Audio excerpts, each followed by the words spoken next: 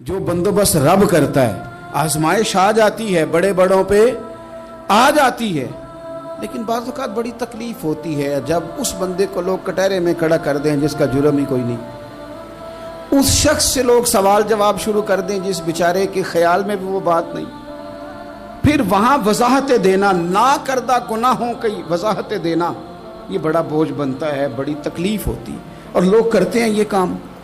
پھر اللہ تعالیٰ جب بندوبست فرمائے، صحیح بخاری میں حضرت جریج کا ذکر فرمایا، جریج نفل پڑھ رہے تھے، ماں نے آواز دی، وہ آ نہیں سکے، نماز میں تھے، ماں ناراض ہو گئی، اس نے ہاتھ اٹھا کے کہا اللہ یہ اتنی دیر تک مرے نہ جب تک کسی بری عورت کا منہ نہ دیکھ لے۔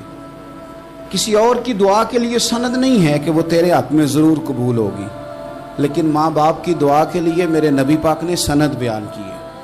سید عالم صلی اللہ علیہ وسلم فرماتے ہیں جب بھی ماں باپ اولاد کے لیے ہاتھ اٹھاتے ہیں رب ضرور قبولیت کا شرف عطا کرتا ہے۔ تو جہاں سند موجود ہے نا، کچھ افتتاح ابا جی سے بھی کرا لینے چاہیے، کچھ کام شروع کرنے سے پہلے صرف اماں سے ہی دعا کرا لینی چاہیے، یہ والا افتتاح بھی بڑے کام کا ہے کیونکہ یہاں سند بیان کر دیا میرے نبی کریم۔ تو جناب جریج کی ماں ناراض ہو گئی، کہنے لگی اللہ اس نے میری بات نہیں سنی، اب تھے تو وہ نیک، لیکن رب کریم کی حکمت کا تقاضا ہے، ماں کی دعا کو بھی قبول کرنا تھا، اللہ نے آزمائش میں مبتلا کر دیا۔ والدہ تو چلی گئیں، وہ ایک خیمے میں، ایک کٹیا میں، ایک جھونپڑی میں عبادت کرتے تھے، اللہ کو یاد کرتے تھے، رب رب کرتے تھے، اور لوگ ان کی بڑی تعریف بھی کرتے تھے، لوگ ان کے ارادت مند بھی تھے، عقیدت مند بھی تھے، اہل محبت بھی تھے۔ ایک عورت آ گئی، بس وہ اللہ کی حکمت پوری ہونی تھی، اس نے آ کے پہلے تو انہیں اپنی طرف مائل کرنا چاہا، جب نہ مائل ہوئے تو الزام لگا دیا۔ یہ ہمارے دور کا تقاضا ہے، لوگ پہلے آپ کو اپنے حق میں قائل کرتے ہیں، اپنی فرما برداری میں لانا چاہتے ہیں، اگر آپ نہیں آتے تو پھر وہ آپ کو مجرم قرار دے دیتے ہیں، یا میرے ساتھ چل ورنہ پھر میں تیرے خلاف پراپوگنڈا کروں گا۔ دو ہی باتیں، پہلے اس نے قائل کیا، جب جناب جنیج قائل نہ ہوئے تو اس نے قریب ایک چرواہا تھا، اس چرواہے کے ساتھ جا کے منہ کالا کیا، مقررہ وقت پہ بچہ پیدا ہو گیا۔ لوگوں نے کہا کس کا ہے؟ کہنے لگی اس خانقاہ میں، اس حجرے میں عبادت کرنے والے کا ہے۔ اگر کسی دیندار پر ذرا سا بھی الزام لگ جائے تو آپ یقین کریں کہ بڑے بڑے خوفناک لوگ بھی نیک ہو جاتے ہیں، جن کا اپنا سارا ماضی کالا سیاہ ہو وہ بھی اجالوں کے راہبر بن جاتے ہیں، جن کی اپنی زبانیں ساری زندگی آلودہ رہی ہوں وہ بھی بڑے بڑے اعلیٰ سچ بولنے لگتے ہیں۔ اعلیٰ کچے میرے مکان کی دیوار کیا گری، لوگوں نے تو میرے صحن میں رستے ہی بنا لیے۔ بڑے لوگ آ جاتے ہیں، پھر بڑا کچھ کرتے ہیں اور بڑے بڑے خوفناک جملے کستے ہیں، بس کو نقطہ جو ہاتھ آ گیا، ایسا جیسے گرنے کا انتظار کر رہے تھے۔ اب جناب لوگ اٹھے، احتجاج شروع ہو گیا، شور پڑ گیا، یہ بابا بڑا نیک بنتا تھا، نفل پڑھتا تھا، عبادتیں کرتا تھا، دیکھو اس کا حال کیا ہے کہ اس نے ناجائز بچہ پیدا کیا۔ بغیر تحقیق کے میں کہہ چکا ہوں کہ الجھے الجھے بکھرے بکھرے روز و شب دیکھے گا کون، لوگ تیرا جرم دیکھیں گے، سبب دیکھے گا کون، لوگ تیرا جرم دیکھیں گے، سبب کوئی غور نہیں کرتا کہ وجہ کیا تھی۔ او بھائی کچھ تو مجبوریاں رہی ہوں گی، یوں ہی کوئی بے وفا نہیں ہوتا۔ الزام لگا دیا، شور ہوا، احتجاج ہوا، دنیا کٹھی ہوئی، ان کا انہوں نے حجرہ گرا دیا، مارا بھی، پیٹا بھی، ایک نیک آدمی کو بدنام بھی کیا، برا بھلا بھی کہا، گالیاں بھی دی، جو کر سکتے تھے کیا۔ اب جب سزا دینے لگے نا تو جناب جریج کہنے لگے تھوڑی سی اجازت دیتے ہو، مار تو تم نے دینا ہی ہے۔ کہا جناب ٹھیک ہے دیتے ہیں۔ انہوں نے کہا صرف 2 نفل پڑھنے ہیں۔ اب وہ نفل پڑھ رہے تھے تو لوگ اس وقت بھی کہہ رہے تھے فراڈ ہی کر رہا ہے، دھوکہ ہی دے رہا ہے، چونکہ ذہن بن گیا نا، بدگمانی آ گئی۔ انہوں نے 2 نفل پڑھ کے ہاتھ اٹھائے، کہا اللہ جانا تو میں نے ہے، پر اس رسوائی کے ساتھ جنازے تک نہیں خراب ہو جاتے، قبریں تک نہیں لوگ بدنام کر دیتے، کہ اللہ جانا تو ہے پھر اس رسوائی کے ساتھ، تو میری مدد فرما، اب تو میرا کیس تیری ہی عدالت میں ہے، تو رحمت کا دروازہ کھول۔ ہاتھ اٹھائے، دعا مانگی، نفل پڑھے، پورے مجمع پہ نظر دوڑائی، کوئی نہیں تھا سپورٹ کرنے والا۔ کل تک جو کہتے تھے نا تیرے لیے جیئیں گے، تیرے لیے مریں گے، ساری عمر ہی آٹا گدہ ہے، لکھاں کیتے نہیں پیڑے، اب وقت آیا تے محمد بخشا کوئی نہیں ہو بیٹھا نیڑے، ایک بندہ بھی نہیں تھا، ووٹر سپورٹر ساتھ دینے والا کوئی نہیں تھا. تو جناب جنید بچے کی طرف اشارہ کر کے کہنے لگے کوئی نہیں بول رہا، تو ہی بول کے بتا دے تیرا باپ کون ہے، تو ہی بول کے بتا دے کون ہے. اللہ اکبر. میرا رب جب چاہے تو بچے بولتے ہیں، رب چاہے تو گونگے بولتے ہیں، رب جب چاہے تو پھر پتھر بھی بولتے ہیں. جب کہا نا تو ہی بتا تو بچہ بولا اور بول کے کہنے لگا میرا باپ جریج نہیں، میرا تو وہ ہے جو بکریاں چرانے والا ہے، وہ میرا باپ. جب رب کریم نے توفیق دی تو بچہ بول پڑا. جب رب بندوبست کرتا ہے کسی کی عزت کی حفاظت کا تو پھر کوئی اسے رسوا کر سکتا. یاد رکھنا جب رب محافظ ہو تو پھر لوگوں کا پراپوگنڈا وہاں کچھ کر سکتا. لوگ کئی دفعہ بڑا گہرا جال بنتے ہیں، سازش کا رنگ بڑا گہرا ہوتا ہے، عام سادے آدمی اس کو سمجھ نہیں پاتے، اس پراپوگنڈے کا حصہ ہو جاتے ہیں، انہیں پتہ ہی نہیں چلتا یہ بات دراصل کیا کی جا رہی ہے. یہ کتنی گہری حسد کی آگ ہے جس کو لوگ بغض کے ساتھ ہوا دے رہے ہیں، اپنی عداوت کے ساتھ اس کو زیادہ جلا رہے ہیں. حضرت سیدنا عائشہ صدیقہ رضی اللہ تعالیٰ عنہ بیان کرتی ہیں، اور لطف کی بات یہ بھی بخاری میں موجود ہے. میں نے جناب جنید کا قصہ عرض کیا تو بخاری سے، یہ عرض کر رہا ہوں تو بخاری سے. یہ واقعہ میں حضور کی امت کے کسی ولی کا بیان کرتا تو لوگوں نے کہنا تھا ہماری سمجھ میں نہیں آتا. بعض لوگوں کا خیال ہے کہ داتا صاحب کی کرامت بھی نبی پاک کی بیان کریں. او خدا کے بندوں کو خیال کرو، داتا صاحب تو کئی سو سال بعد آئے ہیں، وہاں اگر کوئی کرامت ہوگی تو حضور بیان کریں گے. اگر نبی کریم نے پچھلے بنی اسرائیل کے ولیوں کی کرامتیں بیان کر کے تمہیں بتائی ہیں تو اس کا معنی یہ ہے کہ اگر وہاں اللہ یہ شان عطا کر سکتا ہے تو تم تو امتوں کی سردار امت ہو، ان پر تو نیرا فضل ہے، تم پر تو رب کا فضل کبیر ہے. تو بس لوگ سمجھنے کو تیار نہیں، پچھلوں کی مان لیتے ہیں. جناب آصف بن برخیہ کی کرامت جو سورہ نمل میں آئی وہ تو مانیں گے، پر غوث پاک کی کرامت یہ پتہ نہیں عجیب فلسفہ ہے اور کس طرح کا فلسفہ ہے، یہ سمجھ سے بالاتر ہے کہ بنی اسرائیل کا کوئی ولی ہو تو اس کی کرامت ہو سکتی ہے اور نبی پاک کی امت کا ہو تو اس کی ہو ہی نہیں سکتی. کیا معنی ہے اس بات کا؟ اور لوگ ہیں کہ داد و تحسین دے رہے ہیں، واہ واہ کر رہے ہیں. اللہ تعالیٰ سمجھنے کی توفیق عطا فرمائے. حضرت عائشہ صدیقہ رضی اللہ تعالیٰ عنہ فرماتی ہیں ایک عورت تھی اور اسے نبی پاک صلی اللہ تعالیٰ علیہ وسلم نے وہ کلمہ پڑھ کے مسلمان ہوئی، مدینہ طیبہ آ گئی تو حضور نے مسجد نبوی شریف میں اس کے لیے مکان، ایک سادہ سا کمرہ ساتھ مسجد کے بنوا دیا، وہیں رہنے لگی. اکثر وہ سیدہ طیبہ کے پاس آتی تو حضرت عائشہ صدیقہ رضی اللہ تعالیٰ عنہ فرماتی ہیں وہ بڑی باتیں سناتی اور آخر میں کہتی وہ ہار والا دن بھی بڑا عجیب دن تھا اور میرے رب کی قدرتوں کا دن تھا، وہ بھی بڑا عجیب دن تھا. سیدہ عائشہ صدیقہ رضی اللہ تعالیٰ عنہ ایک دن فرمانے لگی کہ تو ہار والے دن کا بڑا ذکر کرتی ہے، وہ کیا دن تھا؟ تو خاتون کہنے لگی اماں جی وہ دن تھا جب میرے رب پر بھروسہ اور مضبوط ہو گیا، جس دن میرا اپنے رب پر توکل اور بڑھا، میرے ایمان میں یقین میں اور پختگی آئی. کہنے لگی میں ایک گھر کی کنیز تھی، نوکرانی تھی، اس گھر میں ایک بچی تھی جس کے پاس سونے چاندی ہیرے جواہرات کا ہار تھا. اس زمانے میں نا چمڑے کے اوپر لوگ ہیرے جواہرات لگاتے تھے، کئی دفعہ سرخ رنگ کے چمڑے پہ لگائے جاتے تھے. وہ بچی پہنتی تھی تو کہتی ہوں بچی کے اس نے اتار کے رکھا یا اس سے گرا وہ ہار تو چیل اسے اٹھا کے لے گئی گوشت سمجھ کے اور میرے سامنے اٹھا کے لے گئی. گھر والوں نے مجھ سے پوچھا، یہ بخاری میں موجود ہے، گھر والوں نے پوچھا مجھ سے کہ وہ ہار کہاں ہے تو میں نے کہا چیل اٹھا کے لے گئی. گھر میں کچھ چوری ہو جائے تو سب سے پہلا الزام کس پہ لگتا ہے؟ ملازمین پہ. کہتے انہوں نے مجھے بڑا مارا، بڑی تکلیف تھی، حتیٰ کہ میری شرمگاہ تک کی تلاشی لی، میری عزت اتنی خراب کی میں بتا نہیں سکتی. میں نے اپنی زندگی میں ایک واقعہ دیکھا، ایک امیر گھر میں چوری ہو گئی، ملازم کو اتنا مارا کہ وہ چارپائی پہ پڑ گیا. پولیس والوں سے اتنی مار پروائی گئی کہ وہ بیچارہ چارپائی پہ پڑ گیا اور پھر وہ اتنا بیمار ہوا اور کچھ دنوں کے بعد پتہ چل گیا کہ چور تو اپنا بیٹا ہے ان کا. پھر اس کا انتقال ہو گیا. اب وہ سیٹھ صاحب اور گھر والے آ کے مرنے والے کے کان میں معافیاں مانگ رہے ہیں، کان میں. تو میں نے ان سے پھر کہا تھا کہ یہ تو اب چلا گیا ہے، تمہارا زور چلتا تھا نا، تو تم نے قانون خریدا اور تم نے اسے جتنا ہو سکا تم نے اسے مار پڑوائی، تمہارے پاس جو عدالتیں تھیں تم نے وہاں کارروائی کی، اب ایک عدالت قیامت کے دن لگے گی۔ یہ کمزور تھا نا، کچھ کر نہیں سکا۔ میرے نبی پاک صلی اللہ علیہ وسلم نے فرمایا سن لو، اگر سینگ والی بکری نے بغیر سینگ والی بکری کو تکلیف دی ہوگی نا تو قیامت کے دن اسے بھی بدلہ دینا پڑے گا کہ تیرے پاس سینگ تھے اور تو نے اسے مارا تھا۔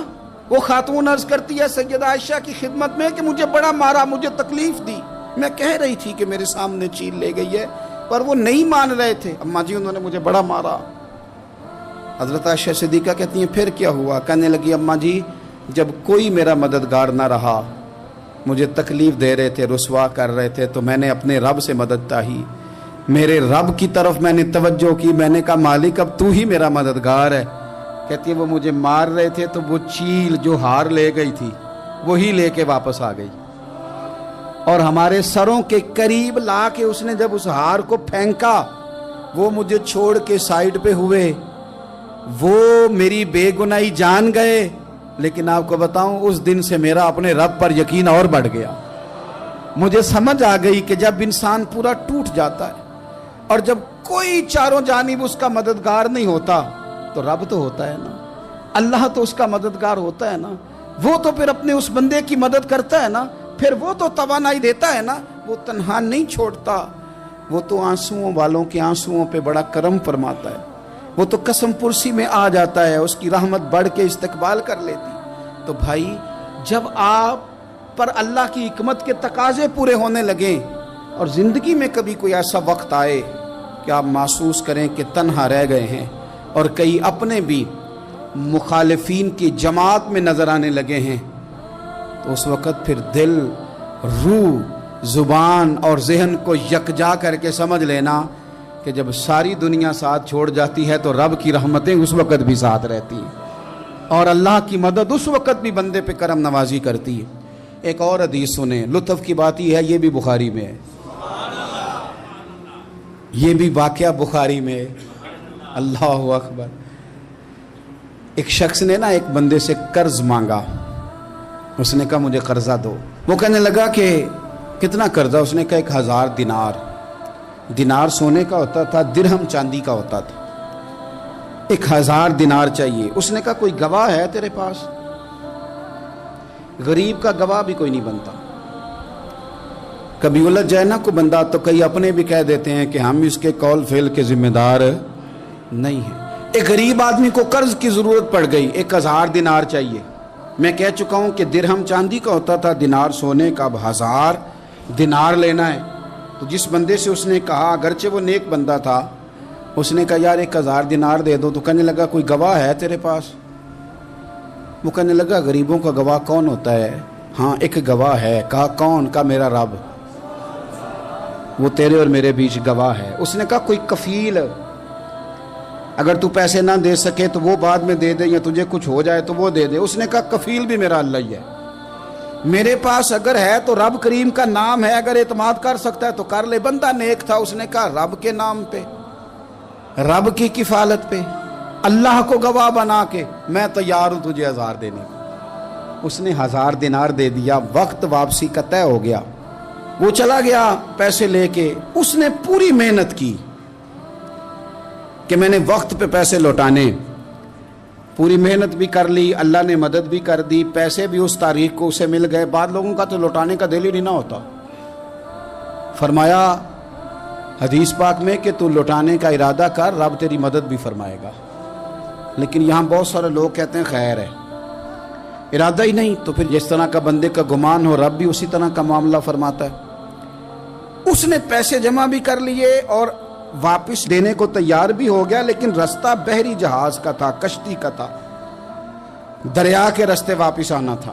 اب وہ جب آ گیا دریا کے کنارے تو بڑی کوشش کی، پر وہاں اسے کوئی کشتی نہیں ملی۔ وقت پہ پیسے لوٹانے ہیں، سفر کرنا ہے، اب سواری میسر نہیں ہے۔ سوچ سوچ کے پریشان تھا کہ میں نے تو اللہ کے نام پہ لیے۔ اچانک دل میں ایک تجویز آئی، اس نے ایک لکڑی لی، لکڑی کو اندر سے کھولا، 1000 دینار اس میں بھرا، بخاری پڑھ رہا ہوں، اور ساتھ ایک خط بھی لکھا کہ یار میں پیسے پہنچانا چاہتا تھا پر مجھے کوئی چیز نہیں ملی دریا کے اس پار آنے، اللہ کے نام پر تیری طرف روانہ کر رہا ہوں، اور یہ کہہ کہ وہ لکڑی دریا میں رکھ دی، وہ لکڑی ڈوب گئی ہے، واپس آ گیا۔ وہ جس نے پیسے لینے تھے وہ عین مقررہ وقت پر دریا کنارے آیا، صبح سے سر شام تک اس نے انتظار کیا، دل ڈھلنے لگا تو دل میں خیال آ گیا کہ یار نہیں، اس نے دینے ہی نہیں، جھوٹا وعدہ کر گیا، پہنچا ہی نہیں وقت پہ۔ اب جب واپس لوٹنے لگا تو اچانک دریا میں ایک لکڑی تیرتی ہوئی دکھائی دی، کہنے لگا لے جاتا ہوں، شام کو روٹیاں پکانے کے کام آئے گی، ایندھن بنا کے جلا لوں گا، ہنڈیا پک جائے گی۔ لکڑی اٹھا کے جلانے کے لیے گھر لایا، گمان تھا کہ وہ نہیں آیا وعدہ کر کے، اللہ کو کفیل اور وکیل بنا کے اور گواہ بنا کے پھر بھی نہیں آیا۔ لکڑی لے کے گھر گیا، بخاری ہے، اور جب اس کو چیرا نہ کہ میں اس کی آگ جلاؤں گا، کھولا تو اندر سے 1000 دینار بھی نکل آیا، خط بھی نکل آیا۔ اب ذرا سمجھنا، اس کے دل میں بات کس نے ڈالی کہ تو لکڑی میں پیسے ڈال دے؟ اللہ نے۔ اس بندے کو مقررہ وقت پہ کنارے بھیجا کس نے؟ لکڑی صرف اسی کے ہاتھ آئی تو یہ بندوبست کیا کس نے؟ اللہ نے۔ گھر جا کے چیری تو پیسے بحفاظت اس تک پہنچائے کس نے؟ تو پھر ہمیں بھی توجہ اللہ کی جانب ہی کرنی چاہیے، ہمارے پہ دل کی توجہ رب کی طرف ہی ہونی چاہیے نا، ہمیں ادھر ادھر جانے کی، دیکھنے کی، بندوں پر غور کرنے کی ضرورت کیا ہے؟ وہ پیسے پہنچ گئے، یہ وہاں اپنی جگہ پہ پریشان تھا، اس نے 1000 دینار اور جمع کیا۔ پھر دوبارہ ایک دن دریا کنارے آیا، کشتی مل گئی، بیٹھ کے اپنے اس بھائی کے پاس آیا، کہنے لگا دیکھنا مجھ پر بدگمان نہ ہونا، پیسے اس تاریخ کو بھی جمع کر لیے تھے، دریا پہ آیا تھا پر کشتی نہیں ملی تھی، پھر میں نے نا لکڑی میں ڈال کے خط ڈال کے تیری طرف بھیج بھی دیے تھے، لیکن آج میں پھر لے کے آ گیا ہوں۔ وہ کہنے لگا خوش ہو جا، جس رب کو تو نے میرا اور اپنا گواہ بنایا تھا اس رب نے میرے تک پہنچا بھی دیے ہیں۔ جب لوگ اللہ کو گواہ بناتے ہیں، رب کی جانب اپنی توجہ کرتے ہیں، اپنی چاہتوں، خواہشات اور اپنی ساری چٹھیاں اپنے رب کریم کی رحمت کی طرف روانہ کرتے ہیں، پھر اللہ اپنے بندوں کو مایوس نہیں کرتا، اللہ اپنے بندوں کو نواز دیتا ہے، اللہ تبارک و تعالیٰ اپنے بندوں پہ کرم نوازی کرتا ہے۔ او سنگیو، ساری امیدیں سیٹھوں، نوابوں، دنیا داروں سے کیوں وابستہ کرتے ہو؟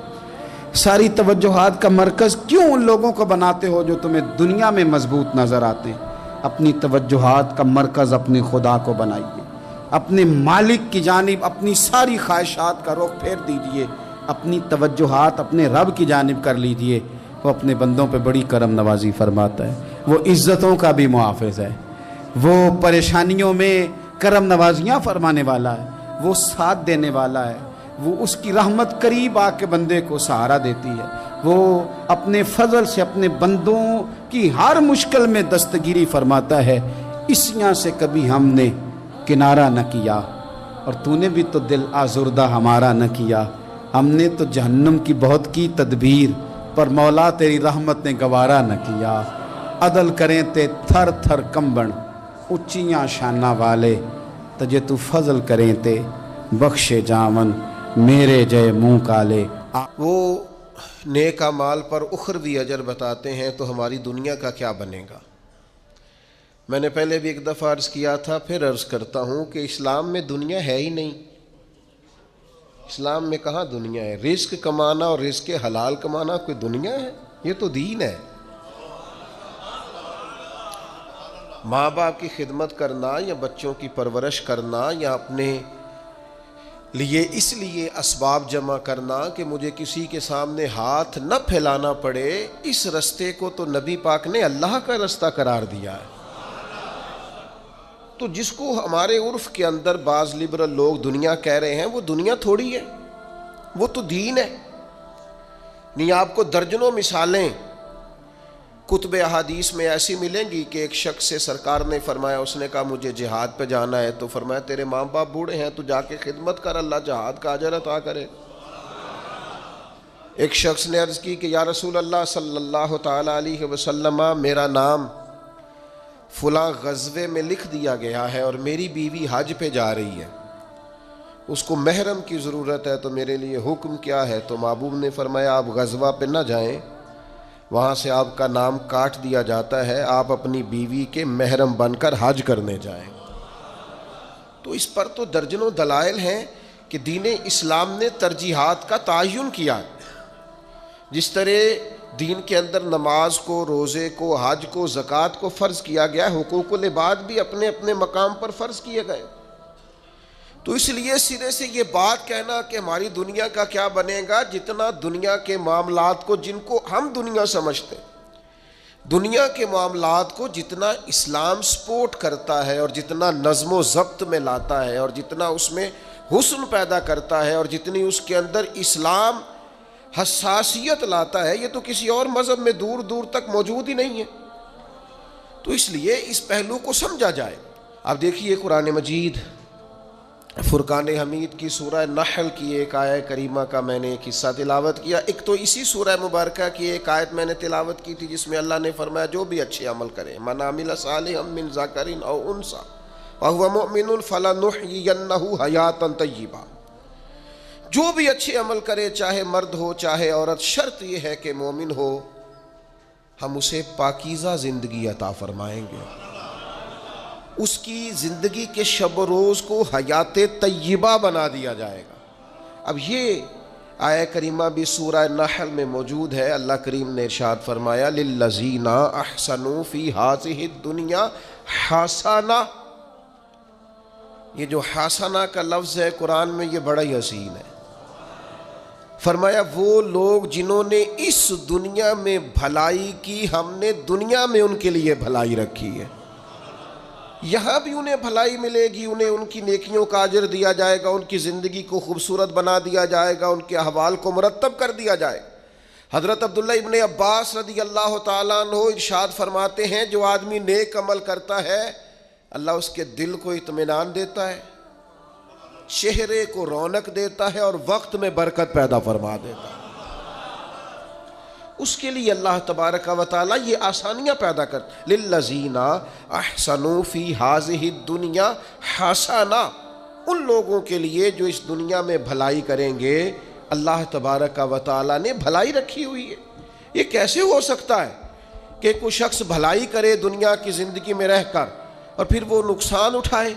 تو یاد رکھیے گا اور اس بات کو اچھی طرح سمجھیے گا کہ نیک اعمال کرنے پر انسان کی دنیاوی زندگی میں بھی برکات نازل ہوتی ہیں، اس پہ رحمتیں نازل ہوتی ہیں. دیکھیے ایک ہے آئین، دنیاوی قانون، اسباب کا قانون.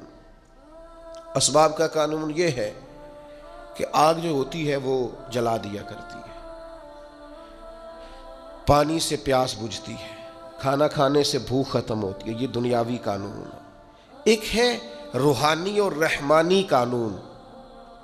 وہ یہ ہے کہ آگ ہمیشہ جلاتی ہے لیکن اگر رب چاہے تو جناب ابراہیم علیہ السلام کو نہیں جلایا کرتے. یہ رحمان کا قانون ہے، یہ روحانی معاملہ ہے. ویسے تو انسان کھانا کھاتا ہے تو اس کی بھوک مٹتی ہے، لیکن نبی پاک علیہ السلام نے فرمایا بیمار کے ساتھ ضد نہ کرو، اس لیے کہ اس کا رب اسے کھلا بھی دیتا ہے اور پلا بھی دیتا ہے. اس کا پیٹ بھرا ہوا ہوتا ہے، اس کو بھوک نہیں لگ رہی ہوتی. یہ کیا ہے؟ یہ روحانی قانون. ہم دنیا کے اندر کاروبار کرتے ہیں، تجارت کرتے ہیں، محنت کرتے ہیں، جد و جہد کرتے ہیں. آپ ذرا تھوڑا سا اپنے ارد گرد ماحول کا جائزہ لیجئے گا، آپ کو محسوس ہوگا کچھ لوگ بہت تیز ہیں، بہت پھرتیلے ہیں. سوسائٹی کے اندر جتنے چلن ہیں ان سب سے وہ آگاہ ہیں، زمانے کی پیچ و تاب کو پورے طور پر جانتے ہیں، کس وقت کون سا مال خریدنا ہے، کون سا بیچنا ہے، ہر چیز سے انہیں پوری شناسائی. کس محفل میں جا کے کون سا رنگ اختیار کرنا ہے انہیں سب پتہ ہوتا ہے. یہاں اگر میں چلوں گا اور میں چڑھائی کر دوں گا تو سامنے والا لچک دکھا دے گا، انہیں خبر ہوتی ہے. لیکن ایسے لوگ زندگی کی دوڑ میں اکثر آپ کو پیچھے رہتے ہوئے دکھائی دیں گے. بہت تیز ہیں، بہت سمارٹ ہیں، سب جانتے ہیں، دین کا بھی پتہ ہے، دنیا کا بھی پتہ ہے، سیاست کا بھی پتہ ہے، مختلف تہذیبوں سے بھی آگاہ ہے، لیکن پیچھے رہ گئے. کچھ لوگ آپ کو ایسے ملیں گے بظاہر بھولے بھالے ہیں، سیدھے سادے ہیں، پر مٹی میں ہاتھ رکھتے ہیں اللہ سونا بنا دیتا ہے.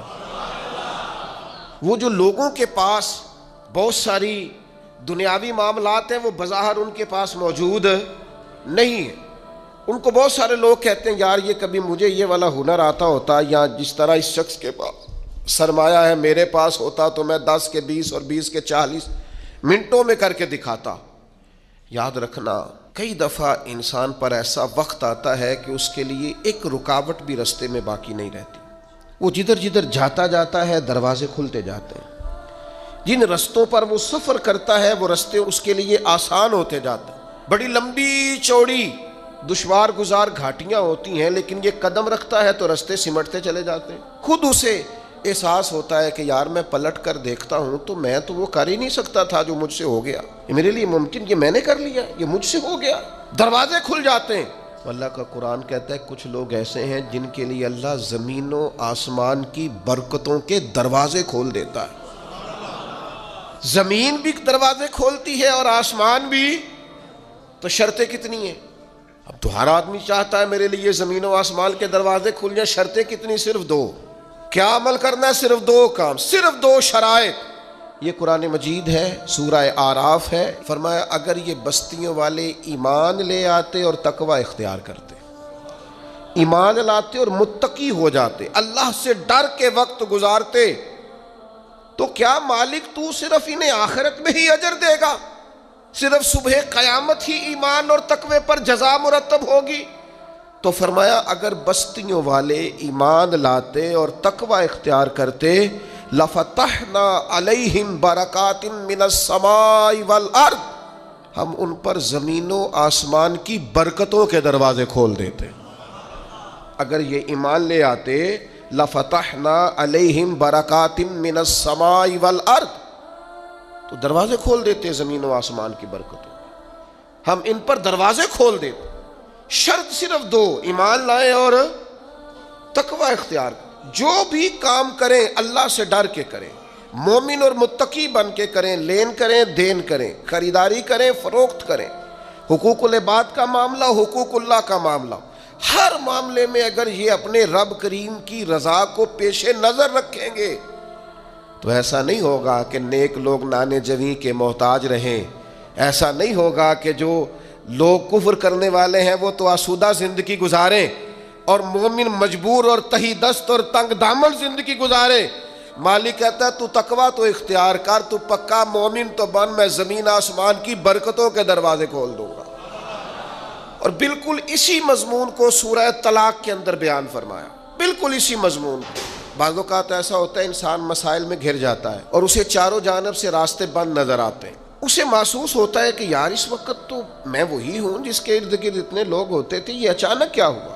ہر طرف سے مشکلات نے گھیر لیا ہے, دکھ آئے ہیں تو اکٹھے ہی آ گئے ہیں, آزمائشیں آئی ہیں تو بیک وقت آ گئی. تو اللہ کریم نے سورہ طلاق میں ارشاد فرمایا ان ساری مشکلات سے نکلنے کا بھی یہی رستہ ہے. وَمَن يَتَّقِ اللَّهَ يَجْعَل لَّهُ مَخْرَجًا, جو اللہ سے ڈرے گا اللہ ہر مشکل سے نکلنے کے لیے اسے رستہ عطا فرما دے.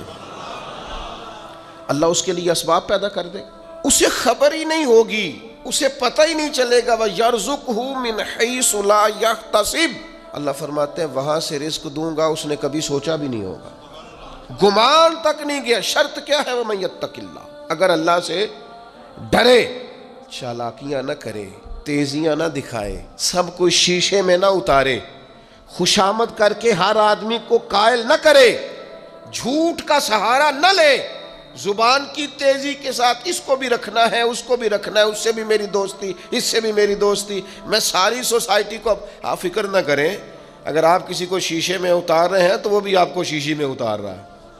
بڑے بھولے بھالے بڑے اللہ والے ریاض آپ کو بس ہم ہی جانتے ہیں, اسے بھی ساری ہی خبر ہے, وہ بھی سب جانتا ہے. اگر صحیح رستہ اختیار کیا جائے, تقوی کا رستہ اختیار کیا جائے. حضرت عوف بن مالک اشجعی رضی اللہ تعالیٰ عنہ فرماتے ہیں بیٹا میرا اغوا کر لیا کفار نے, اور غربت اور قحط اور پریشانی پہلے ہی بہت زیادہ تھی. میں بڑی تکلیف میں حضور کی بارگاہ میں حاضر ہوا, یا رسول اللہ کیا کروں؟ تو کریم فرمانے لگے رب سے ڈر, اللہ پہ بھروسہ کر, لا حول شریف کی کثرت کر. فرماتے ہیں ابھی ہم نے 1-2 تسبیح بھی پوری نہیں پڑھی تھی, دروازے پہ دستک ہوئی, بیٹا بھی آ گیا اور 400 بکریاں بھی ساتھ لایا. اتنی جلدی کرم نوازی, اتنی جلدی رحمت. میں نے کہا بیٹا کیا ہوا؟ کہنے لگے ابا جی کچھ لوگوں نے اغوا کیا تھا, مجھے باندھ رکھا تھا, اچانک میں نے ہاتھ ہلایا تو رسیاں بھی کھل گئیں. باہر نکلا تو وہ غائب تھے، تھا ہی کوئی نہیں۔ اور اس حویلی میں 400 بکریاں تھیں، میں نے دروازہ کھول کے ذرا انہیں ہانکا ہے تو وہ 400 کی 400 میں سے بھاگی بھی کوئی نہیں، ساری ساتھ آ گئی ہیں، کرم ہو گیا۔ تو آپ فرماتے ہیں میں حضور کی بارگاہ میں حاضر ہوا، یا رسول اللہ ان بکریوں کا کیا کرنا ہے؟ تو فرمایا میرے رب نے تجھے عطا کی ہے، یہ مال غنیمت ہے، تیرے لیے جائز ہے۔ میرے بھائیوں، زندگی میں مسائل کا شکار ہو جائیں، غلط راہیں اختیار نہیں کی جاتی، جھوٹ کا سہارا نہیں لیا جاتا، رشوتیں دینے کے لیے مال جمع نہیں کیا جانا چاہیے، اور اپنے ناجائز کاموں کے لیے بڑے تعلقات نہیں بنانے چاہیے۔ کھانے کھلائے جا رہے ہیں، دعوتیں پکائی جا رہی ہیں، لوگوں کو بلایا جا رہا ہے، کارڈ تقسیم ہو رہے ہیں، تعلقات بن رہے ہیں، کس لیے؟ یہ لوگ مشکل وقت میں کام آئیں گے۔ تجربہ کر کے دیکھ لینا، جس کی جیب کارڈ سے بھری ہوئی ہے نا مختلف لوگ، ٹائم آنے پہ ملتا ہی کوئی نہیں، ہاں آدھے سے زیادہ تو نمبر ہی بند ملتے ہیں۔ وہ کہاں میرے عزیز، وہ کسی نے کہا تھا وہ تیری آنکھ ہو یا سنگ ملامت کی چبھن، کون پہنچا ہے میرے درد کی گہرائی تک، دور شہرت میں تو یاروں نے کیا یاد بہت، پر ساتھ آیا نہ کوئی کوچہ رسوائی تک۔ مشکل حالات میں کون ملتا ہے، ساری عمر ہی آٹا گد ہے، لکھاں کیتے نہیں پیڑے، تو جدو وقت آیا ہی محمد بخش آ کوئی نہیں بیٹھا نیڑے۔